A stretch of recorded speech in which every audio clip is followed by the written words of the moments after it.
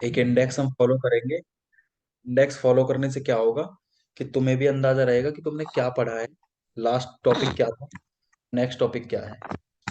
ठीक है। तो ठीक है। हम एक इंडेक्स फॉलो कर लेते हैं यहां से।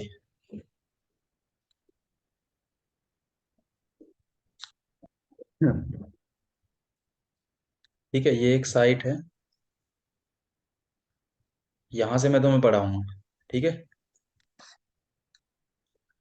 अच्छा ठीक एक है। तो ये साइट है, और दूसरी चीज तुम्हें सॉफ्टवेयर इंस्टॉल करना है जहां भी प्रैक्टिस करोगे। और मैं एक चीज बता देता हूँ कि इसमें प्रैक्टिस बहुत जरूरी है। बिना प्रैक्टिस के ये समझ में नहीं आती, क्योंकि कई सारी चीजें ऐसी होती है कि जब तक तुम खुद से नहीं करोगे तब तक तुम्हें वो चीजें नहीं समझ में आएंगी। तो दो दो सॉफ्टवेयर होते हैं, एक तो है turbo C plus plus. Turbo C plus plus भी तुम यूज कर सकते हो, बट वहां पे प्रॉब्लम ये आती है कि टर्बो सी प्लस प्लस में कुछ मेथड्स, कुछ फंक्शनलिटीज जो है नहीं। ठीक है। अच्छा।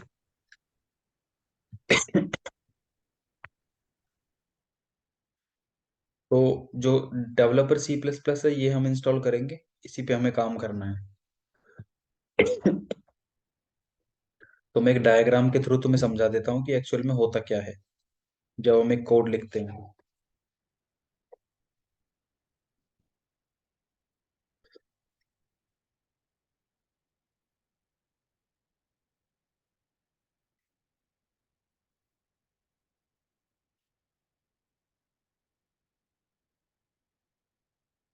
एक कोड से लेके और एक सॉफ्टवेयर तक जो प्रोसेस होता है सिस्टम के अंदर, वो मैं तुम्हें बताता हूँ।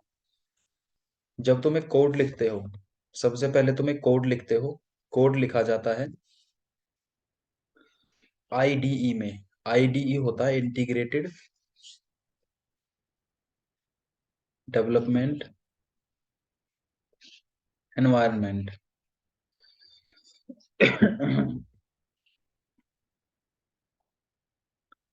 तो ये जो आईडीई है हमारे पास है, डेवलपर सी प्लस प्लस। तो हमारे पास जो डेवलपर सी प्लस प्लस नाम का सॉफ्टवेयर है ये हम इंस्टॉल करेंगे, और यही आईडी है। इस पे हम लिखेंगे कोड। ठीक है। तो उस कोड को, वो कोड कितना सही है और कितना गलत है, ये हम कोड को जब हम रन करते हैं तब पता चलता है। ठीक है। तो यहाँ पे जो हमारा कोड होता है, कोड लिखने के बाद वो पहुंचता है कंपाइलर के पास। कंपाइलर क्या करता है, उसको मशीन लैंग्वेज में कन्वर्ट करता है। ठीक है। मशीन लैंग्वेज में कन्वर्ट होने के बाद वो पहुंचता है सी की लाइब्रेरी के पास। ठीक है। मशीन लैंग्वेज से सी की लाइब्रेरी के पास पहुंचता है, और लाइब्रेरी से पहले यहाँ पे एक लिंकर होता है, लिंकर। तो कोड लिखा आपने, वो कंपाइलर ने क्या किया, मशीन लैंग्वेज में कन्वर्ट किया। मशीन लैंग्वेज को लिंकर ने क्या किया, मशीन लैंग्वेज वाले कोड को लाइब्रेरी से मैच कराया। अगर आपका जो कोड है वो लाइब्रेरी से मैच हो जाता है, मतलब अगर आपने वो कोड लाइब्रेरी के रूल्स के हिसाब से लिखा है, तो आपको सबसे लास्ट में एक ईएक्सी फाइल मिलती है। ठीक है। ईएक्सी फाइल, और ये ईएक्सी फाइल ही सॉफ्टवेयर है। ठीक है। आपका सॉफ्टवेयर क्या काम करेगा वो डिपेंड करता है आपके कोड पे, कि आपने कोड में क्या क्या फंक्शनलिटीज डाली हैं। अगर आपने कोड में सिर्फ एक लाइन को प्रिंट करने के लिए फंक्शनलिटी डाली है, तो आपकी जो ईएक्सी फाइल है वो सिर्फ एक लाइन ही प्रिंट कराएगी। ठीक है। तो ये जो ईएक्सी फाइल है ये एक फॉर्मेट है सॉफ्टवेयर का। आपने देखा है कि अगर हम एंड्रॉयड में किसी एप्लीकेशन को चलाते हैं तो डॉट एपीके लगता है, किसी सॉन्ग को चलाते हैं तो डॉट एमपी3 लगता है। इसी तरह से अगर हम विंडोज के अंदर, विंडोज कंप्यूटर के अंदर किसी एप्लीकेशन को जब चलाते हैं तो मोस्ट ऑफ एप्लीकेशंस में डॉट ईएक्सी मिलेगा। तो यही डॉट ईएक्सी जनरेट होता है हमारे डेवलपर सी प्लस प्लस की तरफ से। इतना समझ में आया? अनम्यूट करके बताओ। समझ में आ गया। ठीक है। तो ये जो प्रोसेस है ये हम करेंगे। अब हमें इतना पता होता है कि हमने कोड लिखा, हमें इतना पता होता है कि या तो हमारे पास EXE फाइल आएगी या फिर हमारे पास एरर्स आएंगी। ठीक है। हम्म। तो बाई चांस अगर हमारा जो लिंकर है, अगर ये मशीन लैंग्वेज का कोड अगर मशीन लैंग्वेज का कोड लाइब्रेरी से मैच नहीं होता है, तो उस केस में हमें कुछ एरर्स मिलती हैं। हम्म। एरर्स मिलेंगी और वो एरर्स जो है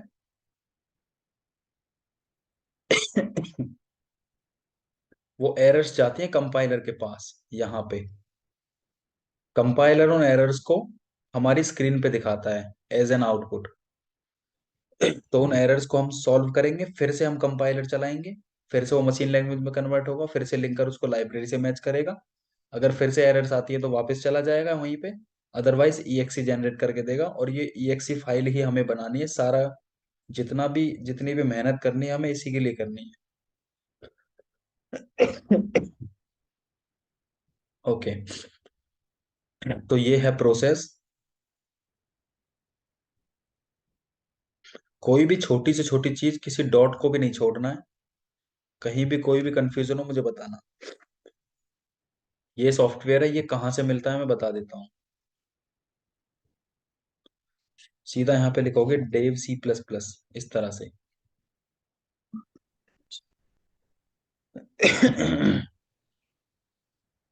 ठीक है। ये सबसे पहली साइट है ब्लडशेड के नाम से, bloodshed.net। ये है, यहाँ से डाउनलोड कर सकते हो, नहीं तो ये सेकंड वाला जो आर्टिकल है सोर्स फॉर्क करके यहाँ से डाउनलोड कर सकते हो। ठीक है। तो यहाँ पे डाउनलोड का ठीक है। ऑप्शन आ जाएगा। यहाँ पे कुछ वर्जन्स दिए गए हैं, तो यहाँ से डाउनलोड पे क्लिक करके सीधा डाउनलोड आपका स्टार्ट हो जाएगा 5 सेकंड के अंदर। स्टार्टिंग ठीक है। में स्टार्टिंग में आप जो बताए हम यहाँ से पढ़ाएंगे वो वाला, यही था क्या? नहीं नहीं नहीं, वो वो हम तो मैंने देखें। अभी एक टैब टैब लेफ्ट में खोला हुआ है, यहाँ से मैं बताऊंगा। अभी अभी हम जनरल चीजों को समझ रहे हैं। ठीक है। ये रिकॉर्डिंग में ड्राइव पे डालूंगा, गूगल ड्राइव पे। ठीक है। गूगल ड्राइव पे लिंक, ये रिकॉर्डिंग डाल के मैं तुम्हें लिंक दे दूंगा उस फोल्डर की। तो जब तुम कुछ भूल जाओ तो रिकॉर्डिंग देख लिया करो। ठीक है। ठीक है। तो यहाँ से स्टार्ट डाउनलोड करोगे।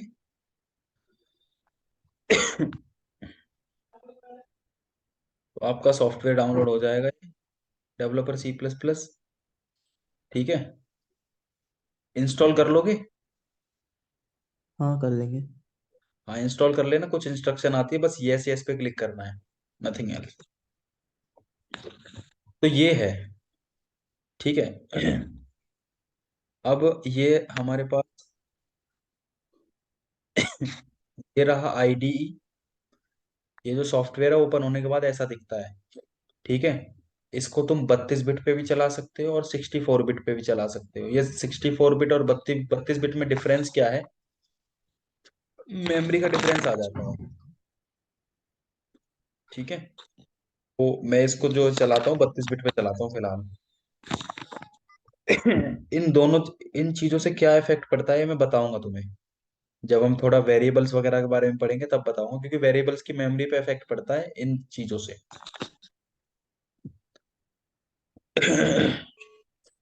तो ये मैं अब फिलहाल के लिए मिनिमाइज कर देता हूँ, पहले थोड़ी सी थ्योरी पढ़ लेते हैं इसकी।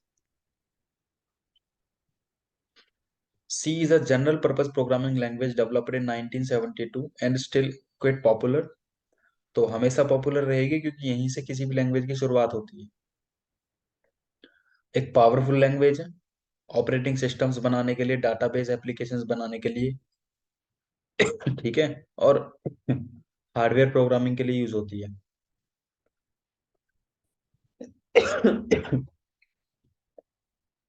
इसमें दूसरा है, ये इसका एक सिंटैक्स है। इस तरह से रिटर्न जीरो हम यूज नहीं करेंगे। ये हम अवॉइड करेंगे, क्योंकि जिस चीज के बारे में हमें नहीं पता है वो हम बिल्कुल यूज नहीं करेंगे। हम सिर्फ उतना ही यूज करेंगे जिस चीज के बारे में मैं बताऊंगा या मैं समझाऊंगा। तो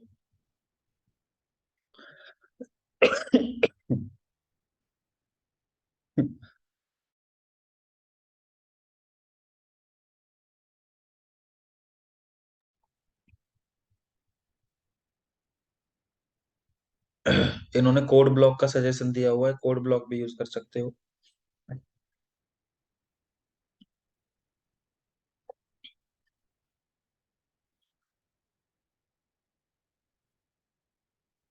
ये इसका सिंटैक्स है, इसको इग्नोर करते हैं। सिंटैक्स, आउटपुट, इन दोनों चीजों को इग्नोर करते हैं अभी, और जो मैं बताता हूँ वो देखना आप।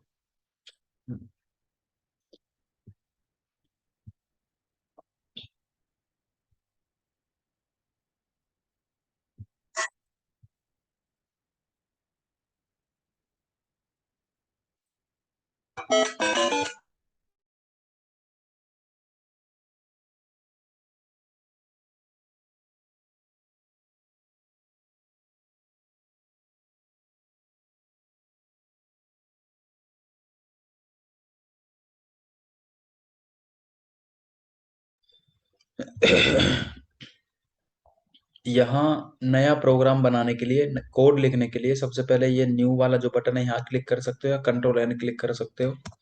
ठीक है, तो कंट्रोल एन क्लिक करोगे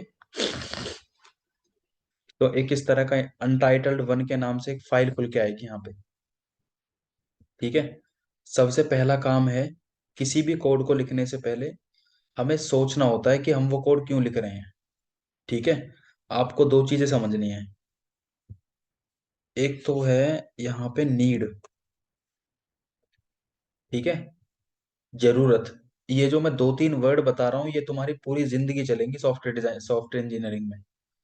क्योंकि तुम बीसीए कर रहे हो, बैचलर ऑफ कंप्यूटर एप्लीकेशन, इससे तुम या तो बैक एंड में जाओगे, फ्रंट एंड में जाओगे, वो तुम्हारी मर्जी है। बट जो मैं ये दो तीन चीजें अभी बता रहा हूँ ये अप्लाई होंगी हर चीज के लिए। ठीक है, तुम्हारी लाइन में। तो सबसे यहाँ से हमारी जरूरत शुरू होती है। ठीक है, हम जब सॉफ्टवेयर लाइन में जाते हैं या फिर हम कोई भी प्रोग्रामिंग लैंग्वेज सीखते हैं, तो सबसे पहले हमें नीड पता होनी चाहिए कि हम वो क्यों सीख रहे हैं। अब अगर मैं पहला कोई प्रोग्राम बनाने जा रहा हूँ तो मैं वो प्रोग्राम क्यों बनाने जा रहा हूँ मुझे पता होना चाहिए। ठीक है, तो कोड लिखने से पहले मैं ये देखूंगा कि मेरी नीड क्या है। तो अभी हमें पता है कि ना तो हमें अभी सॉफ्टवेयर बनाना आता है, ठीक है, ना हमें कोड लिखना आता है। ठीक है, तो अभी हमारी नीड सिर्फ इतनी सी है कि हमें सिंटैक्स समझना है। ठीक है, अगर आप नीड को समझोगे तो आप आने वाली जो प्रॉब्लम है उसको सॉल्व कर पाओगे। ठीक है, किसी भी प्रॉब्लम को सॉल्व करने के लिए हमें चाहिए होती है एक एल्गोरिथम। ठीक है, तो मैं पहले एक सिंटैक्स यहाँ पे लिख के दिखाता हूँ। Hash include stdio.h। मैंने जिस लाइब्रेरी की बात करी थी ना कि लाइब्रेरी से मैच करके देखता है लिंकर, तो ये वही हम्म। लाइब्रेरी है। ठीक है, ये stdio.h एक हेडर फाइल होती है, इसके अंदर कुछ फंक्शंस हैं जो हमारे कोड में काम आएंगे। तो अगर आप ये पहले इंक्लूड करके नहीं चलोगे, ये हैश है जो प्रोसेस में लेके आएगा इस वाली फाइल को। ये बेसिकली एक फाइल है, ये हम खुद भी बना सकते हैं, अपने नाम से भी बना सकते हैं, जैसे सौरभ.h। ठीक है, तो अभी ये प्रीडिफाइंड पहले से बनी हुई है। तो stdio.h फाइल को मैं इंक्लूड करके चल रहा हूँ, इंक्लूड कीवर्ड की हेल्प से। और हैश है यहाँ पे जो कि उस फाइल को प्रोसेस में लेके आएगा। और ये ब्रैकेट्स लगाने पड़ते हैं, ये तरीका है किसी भी फाइल को इंक्लूड करने का।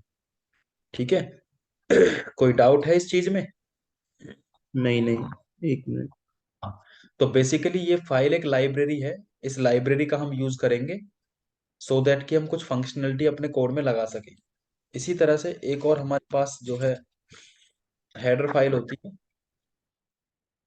उस हेडर फाइल को हम देखेंगे अभी थोड़ी देर में, जैसे उसकी जरूरत पड़ेगी। तो अभी जिस चीज की जरूरत है हम पहले वो पढ़ेंगे।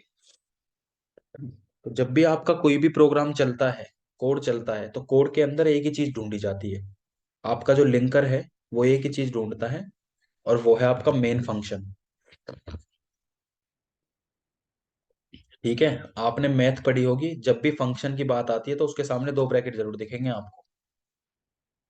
ठीक है, मैथ्स में जब भी फंक्शन टीचर पढ़ाते हैं एफ एक्स करके या जैसे भी है, तो उसके सामने दो ब्रैकेट्स लगाते हैं।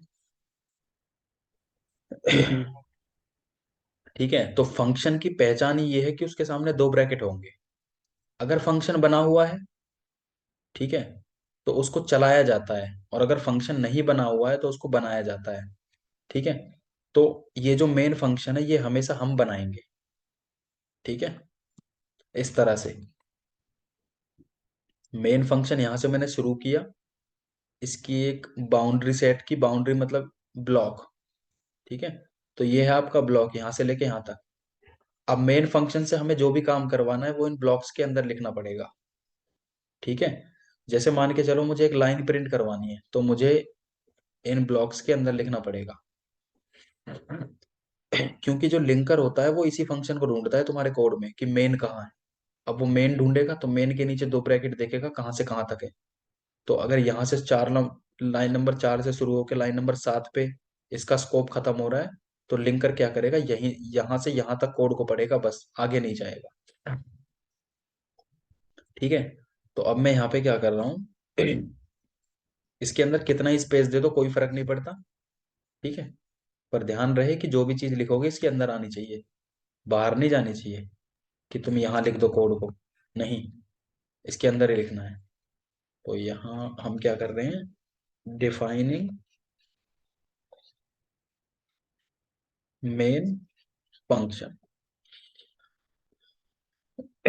ओके, अब यहाँ पे मैंने बोला था कि मुझे एक लाइन प्रिंट करनी है, मतलब मैं एक सॉफ्टवेयर ऐसा बना रहा हूँ जो कि सिर्फ एक लाइन प्रिंट करके देगा। क्योंकि अगर मैं सॉफ्टवेयर से लाइन ही प्रिंट नहीं कराऊंगा तो मुझे पता कैसे चलेगा कि वो चल भी रहा है नहीं चल रहा है। तो एटलीस्ट एक स्टेटमेंट प्रिंट करा दे बस। तो एक फंक्शन है प्रिंट एफ, ये जो प्रिंट एफ फंक्शन है ये इस लाइब्रेरी का है, ये बना हुआ है। तो इस वजह से मैंने इसके नीचे दो ब्रैकेट नहीं लगाए, क्योंकि ये पहले से बना हुआ है। ठीक है, तो अगर ये बना हुआ है तो ये क्या मांगेगा, ये बस अपने अंदर आर्ग्यूमेंट मांगेगा कि भाई इसके अंदर आर्ग्यूमेंट दो जो भी प्रिंट कराना है। तो मुझे जो भी कुछ प्रिंट करना करवाना है वो मैं इसके अंदर पास कर दूंगा, डबल डबल कोट्स के अंदर, इस तरह से।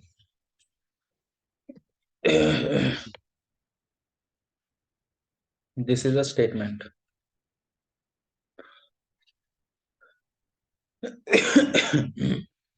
ठीक है, इतना समझ में आया। हम्म। तो अगर समझ में आ गया तो मुझे बताओ ये मैंने क्यों लगाया है यहाँ पे। ये लास्ट में हम्म, वहां पे उसके बाद से सेकेंड लाइन, वो लाइन वहां पे एंड हो रहा है इसलिए वहां पे हम लगाते हैं। सेकेंड हाँ लाइन तो हम उसके बाद से भी स्टार्ट कर सकते हैं और नेक्स्ट लाइन में भी स्टार्ट कर सकते हैं, एज पर माई विश। बिल्कुल, तो ये है सेमीकोलन, ये just like full stop use होता है। ठीक है, हम्म। अगर हम चाहे तो एक और लाइन लिख सकते हैं, इसके बाद में भी लिख सकते हैं या फिर नीचे भी लिख सकते हैं, दैट्स इट। ठीक है, अब हम इसको सेव करेंगे पहले। तो मैं यहाँ पे एक नया फोल्डर बना लेता हूँ डेस्कटॉप पे। ठीक है, कौशल सी के नाम से, और यहाँ पे ये है first program, that's it. Okay, अब अगर हम इस फोल्डर में जाएं यहाँ पे, तो हमें एक फाइल दिखती है normal CPP file, C plus plus file. तो ऐसा नहीं है कि हम ये प्रोग्राम सी प्लस प्लस का बना रहे हैं, ये सी का प्रोग्राम है बट सी प्लस प्लस के अंदर इंक्लूडेड है वो, इस वजह से ये डॉट सीपीपी लगा हुआ है यहाँ पे। ठीक है ना। हाँ। ओके, अब इसको चलाएंगे। ये हमने कोड लिख दिया, कोड में सबसे जरूरी होता है मेन फंक्शन, वो हमने लगा दिया है, एक लाइन लिख दी है जो कि सिर्फ प्रिंट कराएगी, दैट्स इट। अब हम इसको चलाएंगे यहाँ से, कंपाइल एंड रन, या तो आप F11 प्रेस कर लो या इस पे क्लिक कर लो। तो मैं इसको ऐसे राइट में कर देता हूँ। ये आपका फोल्डर है जिसमें सीपीपी फाइल पड़ी है, और ये आईडीई है। तो इसको मैं रन करता हूँ। तो जैसे ही मैंने यहाँ पे रन किया तो ये एक एरर दे रहा है। ठीक है, ये कह रहा है invalid pre processing directive, include की स्पेलिंग यहाँ पे गलत हो गई। ठीक है, ठीक है, तो जैसे ही ये रन हुआ ये रन हो गया, दिस स्टेटमेंट प्रिंट होके आ गया। हम्म। तो यहाँ पे एक exe फाइल बन गई, देखो। हाँ तो ये वही exe फाइल है जिसके बारे में मैंने यहाँ बताया था। ठीक है।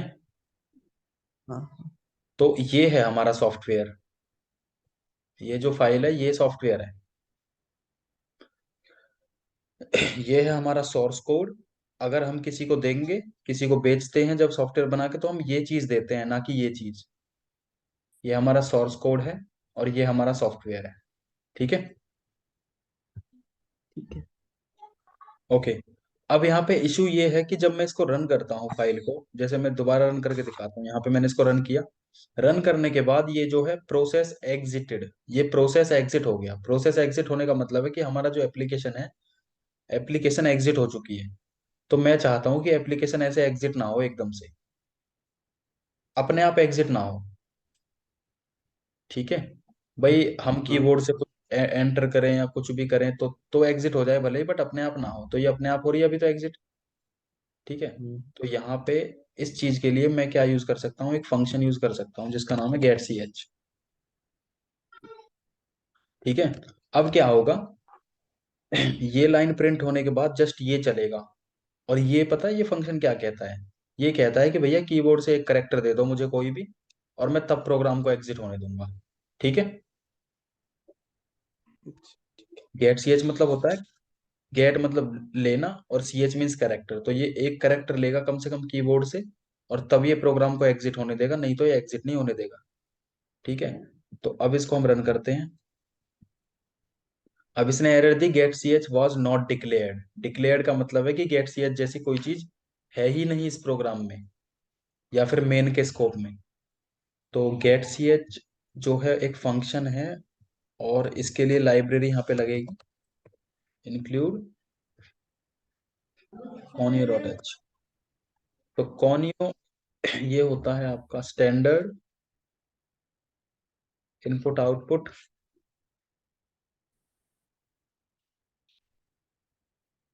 और ये है कंसोल इनपुट आउटपुट। ये सेंटर। ठीक है। तो इन दोनों की फुल फॉर्म है। अब आपका गेट सी एच तब चलेगा। ये कंसोल इन। बिल्कुल। कंसोल होता है जो ब्लैक स्क्रीन खुलती है ना यहाँ पे रन करने के बाद। हाँ हाँ। ठीक है। तो इसको प्रिंट होने के बाद होने वाले ऑपरेशन कंसोल पे डिपेंड करते हैं। क्योंकि ये प्रिंट एफ जो चला है ये तो पहले ही चल गया ना, कंसोल खुलते ही। बट उसके बाद जो चीजें चल रही हैं वो गेट सी एच है, क्योंकि गेट सी एच करेक्टर मांगता है बाद में। तो वो कंसोल पे हो रहा है ना ऑपरेशन, तो इस वजह से गेट सी एच जो है कॉनियो का मेंबर है, ना कि एस टी डी आई ओ। ठीक है। अब देखो, अब मैं इसको रन करता हूँ। मैंने इसको रन किया, अब एग्जिट नहीं हुआ प्रोग्राम। नहीं। ठीक है। अब मैं इस पे क्लिक करता हूँ, एंटर। अब एग्जिट हुआ है। गेट सी एच लगा ना लगाने का एक एक प्रॉब्लम और दिखाता हूँ। गेट सी एच ना लगाने से क्या दिक्कत आती है। ये फर्स्ट डॉट ई एक्स में इस प्रोग्राम को दोबारा रन करता हूँ बिना गेट सी एच वाला। तो बिना गेट सी एच मैंने प्रोग्राम रन किया, नई एक्सी फाइल बन गई। अब मैं इस पे क्लिक करता हूँ, देखो चल नहीं रही है। यहाँ नीचे ध्यान देना, नीचे की तरफ, नीचे इधर जहां मैं माउस ले जा रहा हूँ, ये चलेगी और हट जाएगी अपने आप, क्योंकि वो एग्जिट हो जाता है प्रोसेस बिना चले ही। ठीक है। तो ये exe फाइल नहीं चल रही,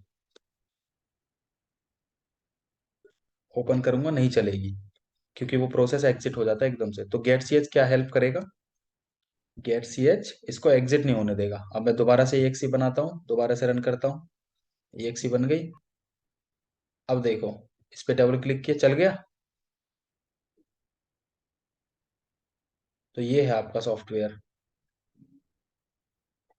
इतना समझ में आया गेट सी एच ना लगाने से और गेट सी एच लगाने से क्या है।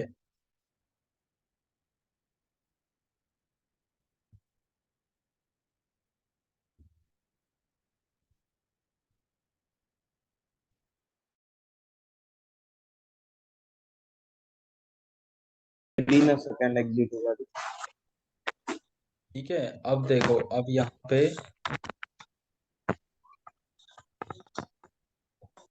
ठीक है, सिंटेक्स तो मैंने तुम्हें बता दिया, आउटपुट कैसे आता है, वो प्रिंट टैब से आता है, वो चीज क्लियर है। ठीक है, इसके बाद आता है एस्केप सीक्वेंस।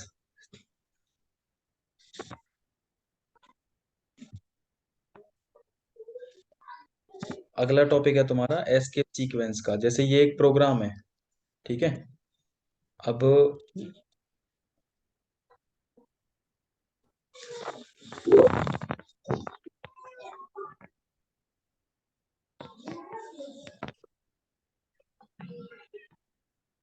एस्केप सीक्वेंस के नाम से मैंने सेव किया। इसके बाद अब मैं इसको रन करता हूँ।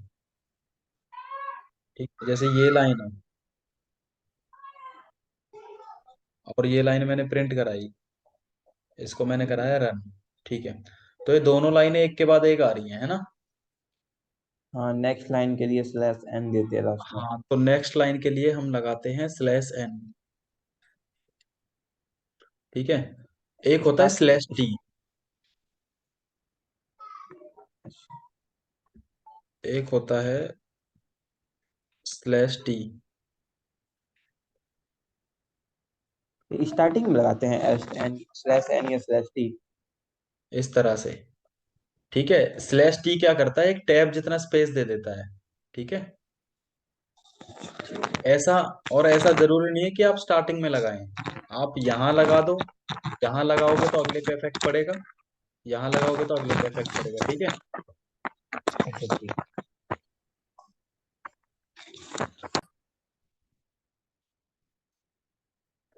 ओके, ये है तुम्हारा न्यू लाइन वाला।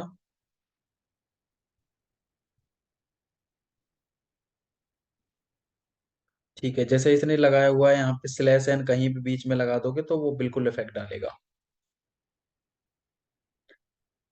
ओके, अगर बैक स्लैश करेक्टर डालना है तो इस तरह से डबल स्लैश लगाना पड़ेगा फिर आपको, और डबल कोट के अंदर कुछ डालना है तो सिंगल स्लैश। जैसे मैं यहाँ पे एक स्टेटमेंट लिखता हूँ, प्रिंट एफ,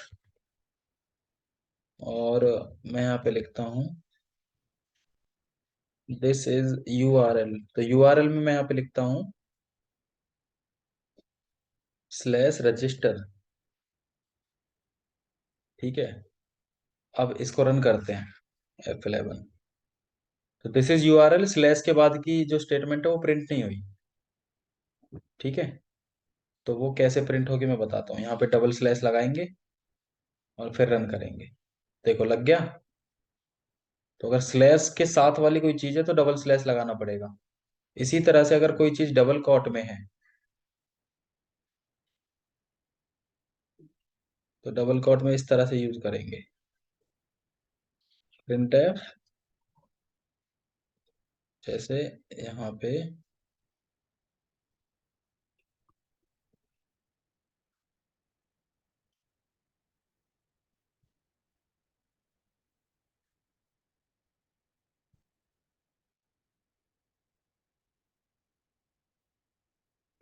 ठीक है, इस तरह से अगर कोई डबल कॉट में कोई चीज लिखनी है तो इस तरह से लगाएंगे, स्लैश स्लैश के बाद डबल कॉट और स्लैश स्लैश के बाद डबल कॉट, इस तरह से।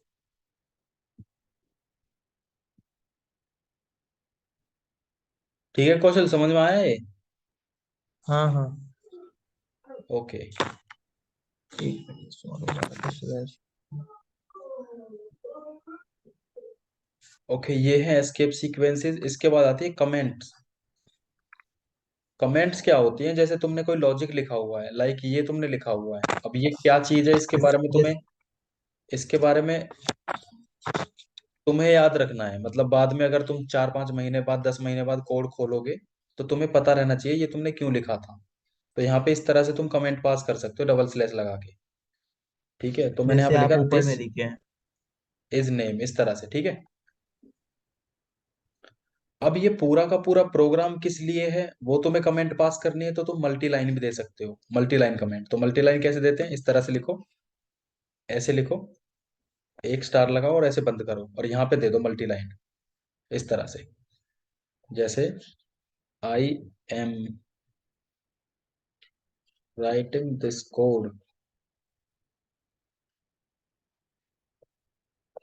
टू लर्न एस्केप सीक्वेंसेस, इसके बाद जैसे एक पॉइंट और देना है इसमें, तो ठीक है, दिस इज प्रैक्टिस कोड, तो ये मल्टी लाइन कमेंट हो गई और ये सिंगल लाइन है। ठीक है, समझ में आ गया कैसे यूज करना है सिंगल लाइन मल्टी लाइन? ये आता था। ओके।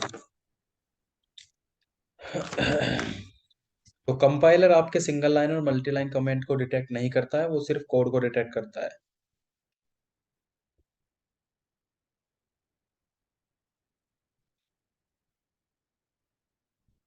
ठीक है, इसके बाद हमें समझना है, अभी तो हमने सिर्फ एक लाइन प्रिंट करवाई है, जैसे ये फर्स्ट डॉट सीपीपी में। ठीक है, तो हमारी जो प्रोग्रामिंग की जर्नी शुरू होती है वो मैथ से शुरू होती है, हमें थोड़ी सी मैथ आनी चाहिए। वहां से क्या है कि हम चीजों को रिलेट कर पाते हैं, क्योंकि मैथ हर बंदे को आती है थोड़ी बहुत, प्लस माइनस करना। तो अगर हम वहां से शुरू करते हैं तो हमें जल्दी समझ में आती है चीजें। ठीक है, हम अगर डायरेक्ट कोई सॉफ्टवेयर बनाने की कोशिश करेंगे, कोई जैसे यूट्यूब जैसा सॉफ्टवेयर है, व्हाट्सएप जैसा सॉफ्टवेयर, तो वो हमसे नहीं बनेगा। तो शुरुआत करी जाती है छोटी छोटी प्रॉब्लम से, जैसे कि दो वैल्यूज को प्लस करना, ठीक है, माइनस करना, इस तरह से। अब एक प्रॉब्लम ये भी है कि हम दो वैल्यूज को प्लस या माइनस तो कर दे, बट सिस्टम हमारा जब दो वैल्यू हमसे लेगा तभी तो हम माइनस प्लस कर पाएंगे।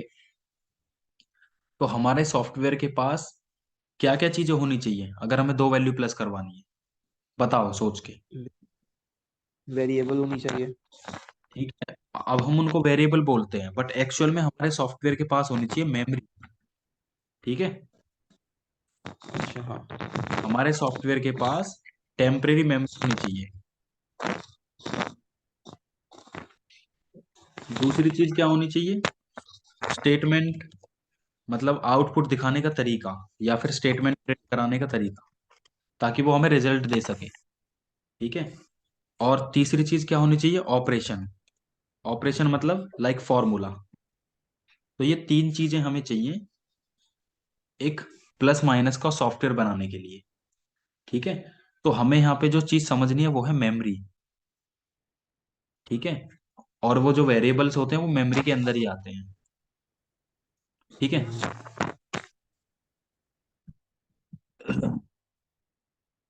मैं मीटिंग एक बार रीस्टार्ट कर रहा हूँ, मीटिंग रीजॉइन कर लूँ, ठीक क्योंकि है। अभी 1 मिनट रहा है, 1 मिनट में मीटिंग खत्म होने वाली है। ठीक है। ठीक है।